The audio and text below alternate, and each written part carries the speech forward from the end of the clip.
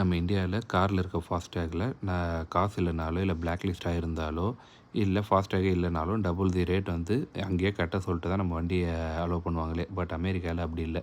என்னோடய காரில் ஒரு டோல் டேக் இல்லாமல், அதாவது ஃபாஸ்டேக் தான் இங்கே டோல் டேக்னுவாங்க, ஒரு டோல் டேக் இல்லாமல் நான் வந்து டேலஸ்லேருந்து கொலம்பஸ் வரைக்கும் ஒரு ட்ரிப் ஒன்று வந்தேன். அந்த ட்ரிப்பில் எந்த இடத்துலையுமே நான் டோல் பே பண்ணலை. பட் எல்லாமே ஆட்டோ டெபிட் ஆகிருக்கணும். பட் என்கிட்ட டோல் டேக் இல்லாததுனால என்னோடய வண்டியோட நம்பரை வச்சு வீட்டுக்கு ஒரு லெட்டர் போட்டிருக்காங்க. அதாவது நம்ம என்றைக்கு எத்தனை மணிக்கு எந்த நேரத்தில் எந்த டோலை க்ராஸ் பண்ணியிருக்கோம் அப்படின்னு சொல்லிவிட்டு அதுக்கு எவ்வளோ காசு, அது என்னைக்குள்ளே பே பண்ணணும், அது பே பண்ணலன்னா ஃபைன், எப்படி பே பண்ணணும்னு சொல்லிட்டு அனுப்பிச்சிருக்காங்க. ஜஸ்ட் கியூஆர் கோடை ஸ்கேன் பண்ணால் நமக்கு வந்து டைரெக்டாக பே பண்ண வேண்டியது தான். அப்படி பே பண்ணலன்னா அதுக்கு ஃபைன் போட்டு எக்ஸ்ட்ராவாக காசு வாங்குவாங்க. அவ்வளோதான்.